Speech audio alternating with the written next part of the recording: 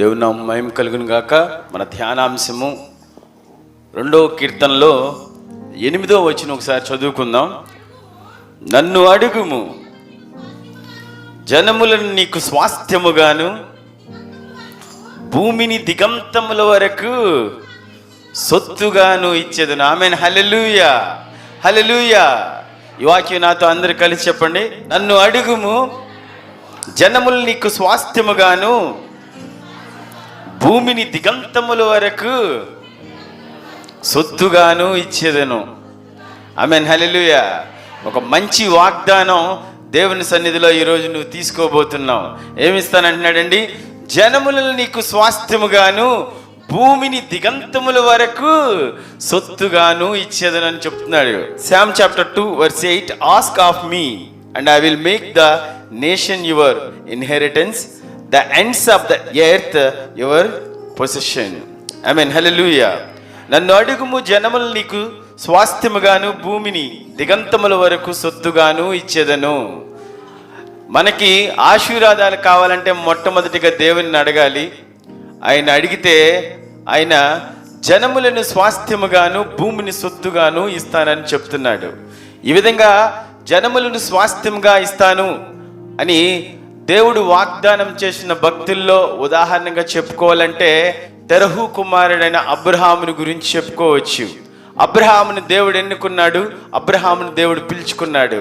నీవు లేచి నీ దేశము నుండి, నీ బంధువుల యొద్ద నుండి, నీ తండ్రి ఇంటి నుండి బయలుదేరి నేను చూపించే దేశం వెళ్ళుము. నిన్ను గొప్ప జనముగా చేసి నిన్ను ఆశీర్వదించి నీ నామమును గొప్ప చేసేదను. నీవు ఆశీర్వాదముగా నుందువు.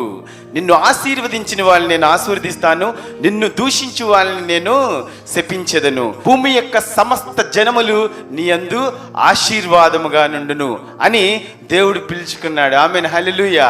అబ్రహాము దేవుని నమ్ముకున్నాడు, అబ్రహాము దేవుణ్ణి విశ్వసించాడు. విశ్వాసమును బట్టి అబ్రహాము దేవుని నమ్మెను. ఆయన యొక్క మాటకు లోబడి తన ప్రయాణాన్ని మొదలుపెట్టాడు. ఒకసారి ఆ వాక్యాన్ని చూద్దాం. మనం ఆదికాండం 12వ అధ్యాయం 1వ వచనం నుంచి చదువుకుంటే మనకు అర్థమవుద్ది. యెహోవా నీవు లేచి నీ దేశము నుండి, నీ బంధువుల యొద్ద నుండి, నీ తండ్రి ఇంటి నుండి బయలుదేరి నేను నీకు చూపించే దేశమునకు వెళ్ళుము. నిన్ను గొప్ప జనముగా చేసి నిన్ను ఆశీర్వదించి నీ నామమును గొప్ప చేయుదును. నీవు ఆశీర్వాదముగా నందువు. నిన్ను ఆశీర్వదించు వారిని ఆశీర్వదించెదను, నిన్ను దూషించు వారిని శపించెదను. భూమి యొక్క సమస్త వంశములు నీ యందు ఆశీర్వదించబడిన అబ్రహాముతో అనగా యెహోవా అతనితో చెప్పిన ప్రకారం అబ్రహాము వెళ్ళాను. ఆమేన్. హల్లెలూయా. దేవుడు ఎన్నుకున్నాడు, దేవుడు పిలుచుకున్నాడు. ఆయన చెప్తున్న వాగ్దానాలు, ఇక్కడ ఆయన ఇస్తున్న వాగ్దానం లేకపోతే దీవించబోతు అనే మాట చాలా చక్కగా స్పష్టంగా దేవుడు చెప్తున్నాడు. అబ్రహాము నీవు లేచి దేశము నుండి, నీ బంధువుల యొద్ద నుండి, నీ తండ్రి ఇంటి నుండి బయలుదేరి నేను చూపించే దేశం వెళ్ళు. నేను లేచి నేను చూపించే దేశం వెళ్ళు అని చెప్పాడు అబ్రహాముతో. అయితే నేను చూపించే దేశం నువ్వు వెళితే నేనేమిస్తాను అనే దాన్ని కూడా చెప్తున్నాడు. నిన్ను గొప్ప జనముగా చేసి నిన్ను ఆశీర్వదించి నీ నామమును గొప్ప చేస్తాను. ఆమేన్. నువ్వు ఆశీర్వాదంగా ఉంటావు. ఈరోజు దేవుని సన్నిధిలో కూర్చున్న నీవు ఆశీర్వాదంగా ఉంటావని దేవుడు వాగ్దానం ఇస్తున్నాడు. ఆయన మాట వినాలి, ఫస్ట్ ఆయన చెప్పింది చేయాలి. ఇంకొక మాట ఉంది, నిన్ను ఆశీర్వదించు వారిని ఆశీర్వదించెదను. తర్వాత నిన్ను దూషించు వారిని శపిస్తా. ఆమేన్. హల్లెలూయా, హల్లెలూయా. దేవుని బిడ్డలను దూషించకూడదు అనే వాక్యం ఇక్కడ అర్థమవుతుంది. దేవుని బిడ్డల్ని, దేవుని భక్తుల్ని, దేవుని విశ్వాసుల్ని, దేవుని యొక్క పిల్లల్ని మనం ఏం చేయకూడదండి? ఏ మాట అనకూడదు. ఆ మాట ఎవరినైనా మనల్ని దూషించినా, ఏమైనా చెప్పినా, మన మీద ఏమైనా అన్నా ఏం చెప్తాడంటే దేవుడు నిన్ను దూషించు వారిని నేను శపిస్తాను అని చెప్తున్నాను. అంటే ఎవరైతే దేవుని బిడ్డల్ని, దేవుని భక్తుల్ని, దేవుని యొక్క పిల్లల్ని, దేవుని యొక్క విశ్వాసుల్ని ఎవరైతే తిడతారో, ఎవరైతే ఏ మాట పడితే ఆ మాట అంటారో ఏం చేస్తాడండి దేవుడు? శపిస్తానని చెప్తున్నాడు. ఆమేన్. హల్లెలూయా. దేవుని బిడ్డలు మనం పల్లెట్టి మాట అనకూడదు, దేవుని బిడ్డల్ని ఏ మాట పలకకూడదు. ఎందుకనంటే దేవుని బిడ్డలను దూషిస్తే ఏం చేస్తానంటున్నాడండి? శపిస్తానని చెప్తున్నాడు. గొప్ప వాక్యం మనకిచ్చాడు. అంత మాత్రమే కాదు, ఆశీర్వాదముగా ఉండువు అంటే ఆయనే ఆశీర్వదిస్తాడనమాట. ఇంకా నిన్ను ఆశీర్వదించి వారిని ఆశీర్వదిస్తా. ఆమేన్, హల్లెలూయా. అంటే దేవుని బిడ్డల్ని దీవిస్తే మనకేం కలిగిద్దండి? దీవెన కలిగిద్ది. అది దేవుని బిడ్డలు ఎంత గొప్ప సేవ చేస్తున్నారు, దేవుడు ఇంకా అభివృద్ధి చేయాలి అని నోటితో నువ్వు పలికితే ఏం చేస్తాడంటే దేవుడు నిన్ను కూడా దీవిస్తాడు. దేవుడు గొప్పగా వాడుకుంటున్నాడు, దేవుడు గొప్పగా దీవించాడు, ఇంకా ఇంకా ఎక్కువగా దీవిస్తాడు అని నువ్వు మనసులో అనుకున్నావు అనుకో, దేవుని బిడ్డలు చూసి అప్పుడు వెంటనే ఏం చేస్తాడన్నాడు, దేవుడు నిన్ను కూడా దీవిస్తానని చెప్తున్నాడు. దేవుడు మాటిచ్చిన ప్రకారం అబ్రహాం బయలుదేరారు. అబ్రహాం తన ప్రయాణాన్ని కొనసాగించాడు. అబ్రహాం విశ్వాసమును బట్టి అబ్రహాం దేవుడు నమ్మాడు, ఆ ప్రయాణాన్ని కొనసాగించాడు. మనం చెప్పుకున్నట్లయితే అబ్రహాము కేవలం దేవుని యొక్క పిలుపుకు మాత్రమే లోబడి ప్రయాణాన్ని మొదలు పెట్టినట్టు మనం దైవ గ్రంథం చూస్తే అర్థమవుతూ ఉంటుంది. మీరు చూడండి, ఇంట్లో పిల్లల్ని కానీ ఇంట్లో భర్తను కానీ భార్యని కానీ పిలిచి నువ్వు లేచి మొత్తం సర్దుకుని వెళ్ళు అని పదం చెప్పావు అనుకోండి, ఏమడుగుతారు? ఫస్ట్ వెంటనే నీ పిల్లలే కానీ లేకపోతే నీ భర్త కానీ నీ భార్య కానీ మొట్టమొదట అడిగే question, where shall I go? ఎక్కడికి వెళ్ళాలి? ఎక్కడికి వెళ్ళాలనే ప్రశ్న వస్తుంది. అంత మాత్రమే కాదు, how many days shall I stay there? ఎన్ని రోజులు ఉండాలి? When shall I come back? ఎప్పుడు నేను వెనక్కి వస్తాను?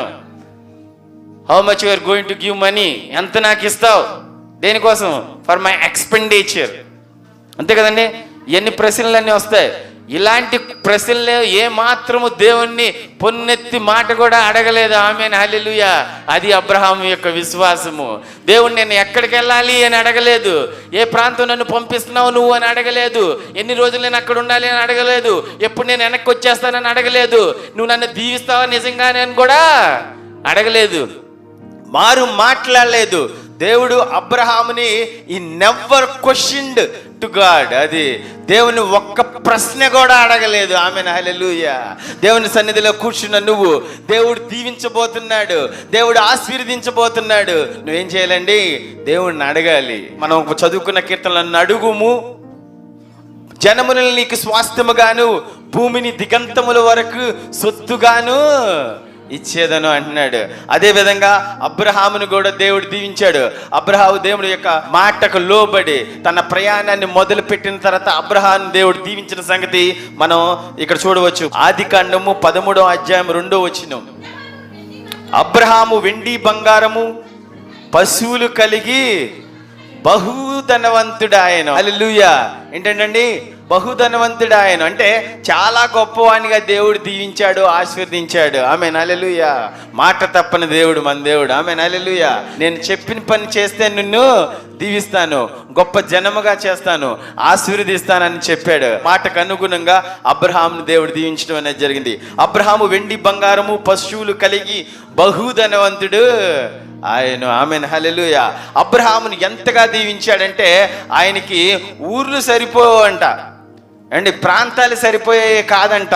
అబ్రహాముతో పాటు అబ్రహాము సహోదరుని యొక్క కుమారుడు లోతు కూడా అబ్రహాముతో పాటు ప్రయాణం కొనసాగించడం అనేది జరిగింది. హారాను కుమారుడైన లోతు కూడా అబ్రహాముతో ప్రయాణం మొదలు పెట్టాడు. లోతు అబ్రహాము కలిసి దేవుడు చూపించే దేశం వెళ్ళాడు. ఎక్కడికి వెళ్ళాడో తెలియకపోయినప్పటికీ దేవుడు చూపించే ప్రాంతం వెళ్ళాడు. అయితే దేవుడు అబ్రహామును దీవించాడు, అబ్రహాముతో పాటు లోతును కూడా దీవించాడు. వాళ్ళకంటండి ప్రదేశాలు సరిపోలేదంటంట. నన్ను అడుగుము, జనములను నీకు స్వాస్థ్యముగాను భూమిని దిగంతముల వరకు సొత్తుగానే ఇస్తానండు. అంటే దాని కరెక్ట్గా ఇంగ్లీష్లో అయితే ఎండ్స్ ఆఫ్ ద ఎర్త్. ఏంటండి భూ దిగంతముల వరకు అంటే అర్థం ఏంటి? ద ఎండ్ అంటే భూమి ఎంత వరకు ఉంటుందో ఆ చివరి వరకు ఇచ్చేస్తా నీకు అనే అర్థం. ఆమేన్, హల్లెలూయా. అదే విధంగా అబ్రహామును దీవించాడు. అబ్రహామును నివసించే ప్రాంతంలో ఆయనకి పనోళ్ళు, వాళ్ళకి ఇచ్చిన పశు సంపద, గొర్రెలు, పనోళ్ళు మొత్తం కలుపుకుంటే ఆయనకి ఇచ్చిన సంపద అంట ప్రదేశాలు సరిపోలేదంట, ఊర్లు సరిపోలేదంట, ప్రాంతాలు సరిపోలేదంట. ఆమేన్, హల్లెలూయా. దేశాలు కూడా సరిపోలేదు, అంతగా దేవుడు దీవించాడు. ఆ వాక్యాన్ని మనం చూద్దాం. ఆదికాండం 13వ అధ్యాయం 5వ వచనం, అబ్రహాముతో కూడా వెళ్ళిన లోతుకును గొర్రెల గొడ్లు గుడారములు ఉండెను గనక వారు కలిసి నివసించుటకు ఆ ప్రదేశం చాలకపోయెను. ఎందుకనగా వారి ఆస్తి వారి కలిసి నివసించలేనంత విస్తారమై ఉండెను. ఆమేన్ హల్లెలూయా. రెండు చేతులెత్తి హల్లెలూయా. వాళ్ళిద్దరూ కలిసి నివసించలేనంత ఇరుకైపోయిందంట. ఇక కరెక్ట్గా పైన ఏమండి ఒకసారి చూడండి, మరి కలిసి నివసించుటకు ఆ ప్రదేశము ఏంటిదండి, ఆ ప్రదేశము చాలలేదు. ఆమేన్ హల్లెలూయా. ఆ ప్రదేశం అంటే ఆ సైట్ చిన్న సైట్ అనే కాదు, ప్రదేశం అంటే ఏంటంటే ఒక పెద్ద ఊరు అని చెప్పుకోవచ్చు, ఒక పెద్ద డిస్ట్రిక్ట్ అని చెప్పుకోవచ్చు, ఒక పెద్ద ప్రాంతం అని చెప్పుకోవచ్చు, లేకపోతే ఒక పెద్ద దేశం అని చెప్పుకోవచ్చు. అంటే అబ్రహాము లోతు కలిసి నివసించడానికి ఆ దేశం కూడా సరిపోలేదంట. ఆమేన్ హల్లెలూయా. దేవుడు అంతగా దీవించాడు. అయితే వాళ్ళిద్దరు ప్రదేశం సరిపోలేదని వాళ్ళిద్దరు మాట్లాడుకున్నప్పుడు, నువ్వు ఏ ప్రాంతం చూపిస్తే ఆ ప్రాంతం నువ్వు వెళ్ళు, లేకపోతే నేను ఏ ప్రాంతం వెళ్ళాలండి, లోతుని అడగటం అనేది జరిగింది అబ్రహామును. అప్పుడు లోతు చూసినప్పుడు తూర్పు తట్టుగా యోర్దాను నది పక్కన సొదొమ గొమొర్రా అనే ప్రాంతం వెళ్ళాలని నిర్ణయించుకుంటాడు. అయితే అబ్రహాం మాత్రం కానాను దేశంలోనే ఉండిపోతాడు. తర్వాత కొన్నాళ్ళకు వాళ్ళు ఇంకా దేవుడు దీవిస్తూ ఉండగా కొన్నాళ్ళకి ఏం జరిగిద్దంటే ఆ ప్రాంతంలో కదొర్లాయోమెరు అనే ఒక రాజు మిగతా రాజులందరూ కలిసి సొదొమ గొమొర్రా అనే ప్రాంతాలని ఆక్రమించుకోవడం జరిగింది. లోతును, లోతు భార్యను, లోతుకు కలిగిన సమస్తమును, తమ ఆస్తిని, వాళ్ళకున్న స్త్రీలను, ఆ దేశంలో ఉన్న వాళ్ళందరినీ చెరపట్టబడి తీసుకెళ్ళిపోతారు. ఆ విషయం ఎవరికి తెలుస్తుందంటే అబ్రహాముకు తెలుస్తుంది. ఒకతను తప్పించుకుని వచ్చి అబ్రహాంకు చెప్తాడు, ఇదిగో లోతును తన కలిగిన సమస్తాన్ని తీసుకెళ్ళిపోయారు. ఎవరు? కదొర్లాయోమెరు అనే రాజు మిగతా రాజులందరూ కలిసి సొదొమ గొమొర్రా అనే ప్రాంతాన్ని మొత్తం ఆక్రమించేసుకున్నారు. దాంట్లో ఉన్న వాళ్ళందరూ చెరపట్టబడి తీసుకెళ్లిపోయారు. లోతును, లోతు భార్యను, సమస్తం, లోతుకు కలిగిన సమస్తం తీసుకెళ్లిపోయారు అని చెప్పంగానే వెంటనే అబ్రహాముకు కోపం వచ్చి ఏం చేస్తాడంటే, అబ్రహాము సంతానంలో వాళ్ళ ఇంట్లో ఎంతమంది ఉన్నారని లెక్కేస్తే 318 మంది ఉన్నారంటే. ఎంతమంది ఉన్నారండి? 318 మందితో బయలుదేరి ఆమేన్ హల్లెలూయా 318 మందితో ఆ రాజులు ఎంతమంది అయితే దాదాపుగా 4 పైనే రాజుల్ని తరిమి వాళ్ళందరినీ జయించి లోతుకు కలిగిన సమస్తాన్ని తీసుకొచ్చి వెనక్కి తీసుకొచ్చాడు. ఆమేన్ హల్లెలూయా. అంటే అబ్రహాము యుద్ధం చేసే అంత బలవంతుడయ్యాడు. ఆమేన్ హల్లెలూయా. ఒంటరిగా దేవుడు పిలుచుకున్న అబ్రహాము యుద్ధం చేసి అంటే ఒక సైన్యాన్ని ఆయన సృష్టించుకుని ఒక సైన్యంతో, అంటే 318 మందితో వెళ్తేనే గెలవగలమండి? గెలవలేము. ఒక రాజు కాదు, దాదాపుగా 4-5 రాజులతో కలిసి యుద్ధం చేయడానికి వెళ్ళి వాళ్ళని జయించి వాళ్ళని తరిమి తనకు కలిగిన తన తమ్ముని కుమారుని, తర్వాత లోతు భార్యను, వాళ్ళకి కలిగిన స్త్రీలందరినీ తీసుకుని వచ్చేసి మళ్ళీ తిరిగి ఆ ప్రాంతం ఇచ్చేస్తాడు. అంత బలవంతుడయ్యాడు, అంత ఐశ్వర్యం పొందుకున్నాడు. కేవలం దేవుని మాట వినడం వల్లనే దేవుడు అబ్రహామును దీవించడం అనేది జరిగింది. ఆమేన్ హల్లెలూయా. దేవుని మాట నువ్వు వింటే, దేవుని సన్నిధిలో కూర్చున్న నువ్వు దేవుని మాట వింటే, కేవలం దేవుని మాటకు లోపడడం వల్లనే అబ్రహామును దేవుడు ఐశ్వర్యవంతుడు చేశాడు. ఆమేన్ హల్లెలూయా. నువ్వు కూడా దేవుని సన్నిధిలో కూర్చున్న నువ్వు దేవుని మాటకు లోబడినట్లయితే గొప్ప ఐశ్వర్యం ఈ రోజు నీకు ఇవ్వబోతున్నాడు. ఆశీర్వాదంగా నువ్వు ఉంటావు అని దేవుడు చెబుతున్నాడు. ఆమేన్ హల్లెలూయా. 2 చేతులు ఎత్తి ఆ వచనాన్ని చూద్దాం ఒకసారి మనం. ఆదికాండము 14వ అధ్యాయము 14వ వచనం చూడండి. అబ్రహాము తన తమ్ముడు చెరపట్టబడెనని విని తన ఇంట పుట్టి అలవర్చబడిన 318 మంది వెంట పెట్టుకుని దాను మట్టుకు ఆ రాజులను ఆమేన్ హల్లెలూయా 16వ వచనం చూడండి. ఆస్తి యావత్తు తిరిగి తెచ్చి తన తమ్ముడైన లోతును, అతని ఆస్తిని, స్త్రీలను, ప్రజలను తిరిగి తీసుకొని వచ్చాను. ఆమేన్ హల్లెలూయా. అబ్రహాము అంత బలవంతుడయ్యాడు. అబ్రహామును దేవుడు అంతగా దీవించాడు. లోతును తీసుకెళ్ళిపోతే వాళ్ళని చెరపట్టబడిన రాజులను యుద్ధం చేసి జయించి తిరిగి ఆస్తిని తీసుకొచ్చే అంతగా దేవుడు దీవించాడు. ఒంటరిగా పిలుచుకున్నప్పటికీ ఎంతగా దీవించాడండి అబ్రహాముని, గొప్పగా దీవించాడు. తర్వాత తీసుకొచ్చేసిన తర్వాత సొదొమ రాజు వచ్చి ఏం చేశాడంటే, జనాల్ని మాత్రం నాకు ఇచ్చేసి ఆస్తి మొత్తం నువ్వు తీసేసుకో అని చెప్పాడు. అంటే ఆ దేశంలో ఉన్నవాయి సొదొమ గొమొర్రా ప్రాంతంలో ఉన్న ఆస్తి మొత్తం వాళ్ళు తీసుకెళ్ళిపోయారు. అది మొత్తం తీసుకెళ్లారు. అంటే లోతు ఆస్తితో పాటు జనాల్ని, ఆస్తిని కూడా మొత్తం తీసుకొచ్చేసాడు. ఎవరు? అబ్రహాము. తీసుకొచ్చిన తర్వాత ఏం చెప్పాడంటే, సొదొమ రాజు ఉంటాడు కదండి, ఆ రాజు అబ్రహాం దగ్గరికి వచ్చి ఈ విధంగా చెప్తున్నాడు, నువ్వు జనాల్ని మాత్రం నాకు ఇచ్చేయి, అంటే నా వాళ్ళని నాకు ఇచ్చేసి ఆస్తి తీసుకొచ్చావు కదా, ఆస్తి నాకు అవసరం లేదు, నువ్వు తీసేసుకో అంటే అబ్రహాము చక్కటి మాట చెప్తున్నాడు. ఆ వాక్యాన్ని చూద్దాం. ఆ పైన 21 కూడా చూడండి. సొదొమ రాజు మనుషులను నాకు ఇచ్చి ఆస్తిని నీవే తీసుకోమని అబ్రహాముతో చెప్పగా, అబ్రహాము నేనే అబ్రహామును ధనవంతునిగా చేసి తినని నీవు చెప్పకుండానట్లు ఒక నూలు పోగైనను చెప్పుల వారైనను నీ వాటిలో ఏదైనను తీసుకొనని ఆకాశమునకును భూమికిని సృష్టికర్తయగు సర్వోన్నతుడగు దేవుణ్ణైన యెహోవా ఎదుట నా చెయ్యి ఎత్తి ప్రమాణం చేసి ఉన్నాను. ఆమేన్, హల్లెలూయా. సొదొమ రాజు ఏం చెప్తున్నానండి, ఇదిగో కేవలం నీ వల్ల ఈ ఆస్తి వెనక్కి వచ్చేసింది, కేవలం నీ వల్ల నేను గెలిచాను కనుక ఆస్తి మొత్తం తీసేసుకోమంటే ఏం చెప్తానండి, నాకేం అవసరం లేదు. ఒకవేళ నేను తీసుకుంటే అబ్రహాము నా వల్లే ధనవంతుడయ్యాడని నువ్వు చెప్తావు. ఆ మాట నా దేవునికి అవమానం నేను కలిగించను. ఆ సమయంలో కనుక ఆ సిచ్యువేషన్లో మనమైతే ఉంటే ఏం చేస్తామండి, చెప్పాలి, సత్యం మాట్లాడుకుందాం. ఏం చేస్తాం, వెంటనే తీసేసుకుంటాం. ఏమంటే ఇంకేమైనా కుదిరితే ఇంకా అంటే ఆ రకమైన అబ్రహాము దేవుణ్ణి మాత్రమే నమ్మాడు, అబ్రహాము దేవుణ్ణి మాత్రమే చూశాడు, అబ్రహాము దేవుని తట్టు మాత్రమే తిరిగాడు. దేవుడు నిశ్చయంగా నన్ను ఆశీర్వదిస్తాడు, ఎందుకంటే అబ్రహాం అనే నేను దేవుని యొక్క మాటకు లోబడి నా ప్రయాణాన్ని మొదలు పెట్టాను కూడా దేవుడు తప్పక నన్ను దీవిస్తాడు, ఆశీర్వదిస్తాడని అబ్రహాము నమ్మకం. అందుకే ఏం చేస్తున్నాడండి, రాజుకు నువ్వు ఇచ్చింది నాకు అవసరం లేదు అని చెప్పాడు. దేవుడు దేనికి శిల్పియు నిర్మాణికుడై ఉన్నాడో పునాదులు గల ఆ పట్టణం కోసమే అబ్రహాము ఎదురు చూశాడు. నివసించినంత కాలం వాగ్దాన భూమిలో పరవాసిగా నివసించాడు. అది అబ్రహాము యొక్క గొప్పతనం. ఒకసారి చూద్దాం, హెబ్రీయుల పత్రిక 11వ అధ్యాయం 10వ వచనం చూడండి. ఏలయనగా దేవుడు దేనికి శిల్పియు నిర్మాణికుడినై ఉన్నాడు, పునాదులు గల ఆ పట్టణం కొరకు అబ్రహాము ఎదురు చూచుచూ ఉండెను. ఆమెన్, హల్లెలూయా. రెండు చేతులెత్తి ఆమెన్, హల్లెలూయా. రెండు చేతులెత్తి హల్లెలూయా. అబ్రహాం దేనికోసం ఎదురు చూశాడండి, లోక ఆశల కోసం ఎదురు చూడలేదు, లోకంలో ఉన్న ఆస్తి కోసం ఎదురు చూడలేదు, లోకంలో ఉన్న ఐశ్వర్యం కోసం ఎదురు చూడలేదు.